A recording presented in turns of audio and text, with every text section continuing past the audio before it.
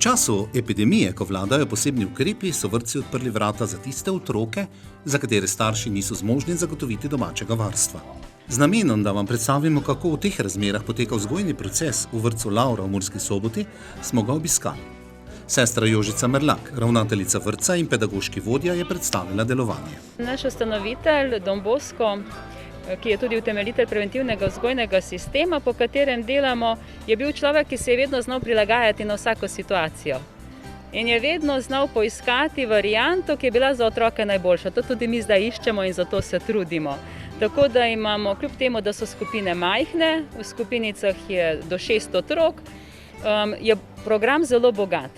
Izvajamo pogosto lutkovne predstave v izvedbi vzgojiteljic, izvajamo veliko gibalnih dejavnosti, veliko smo zunaj, na svežem zraku, na sprehode hodimo, na igrišču se igramo, ustvarjamo z likovnimi materiali, glasbene urice redno izvajamo po svojem programu, imamo delavko, ki je za to posebej usposobljena in to izvaja vsak teden z otroki. Veliko delamo tudi na tem, da bi otroci imeli kvalitetne zgodbe, recitacije, da bi se govorno tudi razvijali, tako da mislim, da je za otroke dobro poskrbljeno. Predvsem pa jim nudimo tudi veliko topline, bližine, nežnosti, tega pa ne more noben ukrep prepovedati, da bi otroka vzel v naročje in ga potolažil, ko je žalosten. Trenutno v našem vrtcu rabi varstvo približno 1/7, 1/6 otrok, z obeh lokacij, tako da za te je res poskrbljeno. Starši, ki varstvo potrebujejo, ga tudi imajo zagotovljenega. Tudi odpiralni čas prilagajamo potrebam staršev.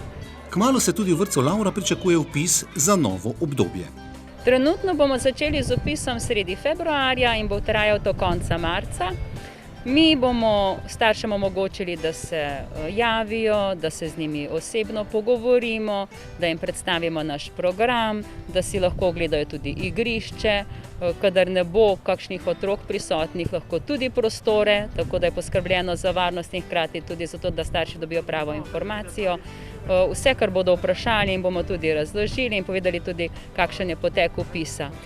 Računamo na to, da se bo, upajmo, jeseni stvari malo sprostile in da bomo lahko na polno zadihali. Do takrat pa res se držimo ukrepov, skrbimo za varnost, pa mislim, da največja varnost, ki jo lahko zagotovimo, je tudi res doslednost vzgojiteljic in pa kvalitetna vzgoja otrok. Sestro Jožico smo še povprašali, ali je pri otrocih opaziti kakšno vedenjsko spremembo zaradi drugačnega ritma življenja. Mislim, da nasplošno, ne samo otroci, ampak vsi postajamo bolj, bom rekla, previdni do naključnih srečeval, do tistih, ki jih naključno srečamo, do ljudi, ki jih vidimo na ulici. Vsekakor je za otroka težko. Otrok razpoznava razpoloženje drugih odraslih na osnovi mimike, na izrazu, na obrazu, zdaj pa vidi vedno masko. Po drugi strani pa prav občudujem otroke, kako prepoznajo svoje starše, starše drugih otrok. Jaz včasih gledam, kdo je zdaj prišel, kateri očka, katera mama, mi je težko prepoznati, otroci točno vejo, čigav je, kdo je. Očitno so razvili neke sposobnosti opazovanja, ki jih mi kot odrasli težko na novo razvijemo. Vsaka slaba plat zgodbe, tudi ta o pandemiji, prinaša tudi kaj dobrega. Mislim, da že zdaj okušamo veliko sadov, ki so dobri.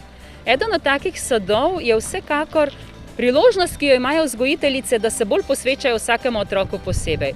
To je velika pridobitev, vzgojiteljice so tega vesele, to izkoristijo, se ukvarjajo s posamezniki, prilagajajo program tistim nekaj otrokom, ki jih imajo v skupini, glede na njihove interese, glede na njihov razvoj, glede na njihovo trenutno močno področje.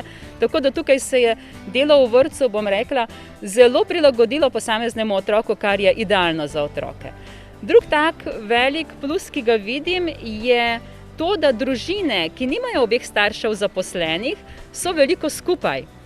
Mi tudi tem družinam prek spletne strani pošiljamo razne pobude, kako lahko kvalitetno preživijo skupen čas, kako lahko praznujejo, določene praznike skupaj doživljajo.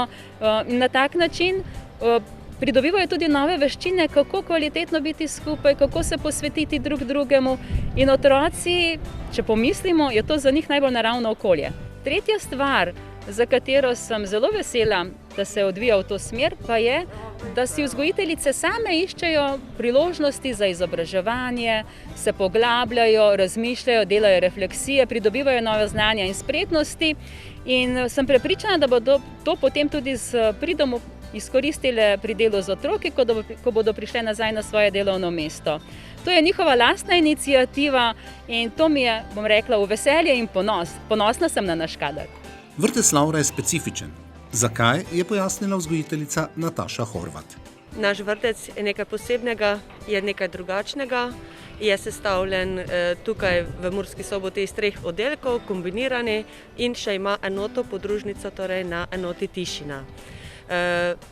V tem vrtcu to pomeni, da je družinski stil vzgoje, torej so lahko otroci iz iste družine v istem oddelku. To je res eno posebno bogatstvo, kjer se torej lahko otroci socializirajo, ne? In tudi večji lahko otroci pomagajo mlajšim, ga pripeljejo, ga vodijo, torej so vzgojiteljci kot ena pomoč, čeprav ima veliko odgovornost vzgojiteljica, je pri tem predvsem naloga, da jih usmerja, pripelje mi bratca ali pa pomagaj mu sezuti copate ali pa določeno nalogo opraviti. Kako otroci dojemajo pandemijo? Otroci sami ponekod, ti večji otroci razumejo, kajti slišijo tudi doma, da se starši o tem pogovarjajo.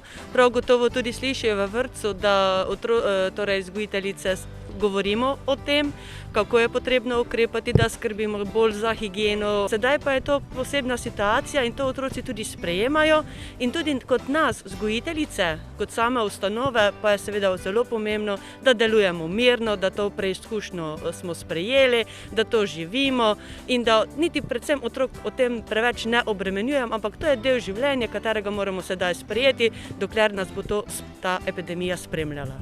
Kakopak si tudi v soboškem vrtcu Laura želijo čimprejšnje normalizacije življenja, s tem pa vrnitev v ustaljen ritem vzgojno-izobraževalnega procesa njihovih otrok.